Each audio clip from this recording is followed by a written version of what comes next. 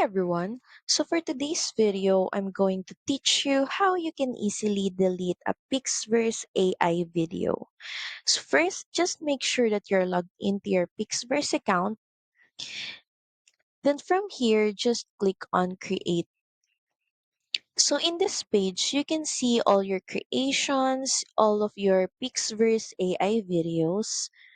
This is also the page where you create all of your AI videos from Pixverse. So as you can see, this is a sample video that we created using Pixverse. So if we hover our mouse to our video, we can easily see the delete button. A prompt will appear. Are you sure to delete this file? Just click on OK. Our AI video is no longer available. So that's pretty much it. Thank you very much for watching this video. I hope that this helped you on how you can easily delete your Pixverse AI video. Please don't forget to like, share, and subscribe to the channel, and I will see you again on the next one. Bye!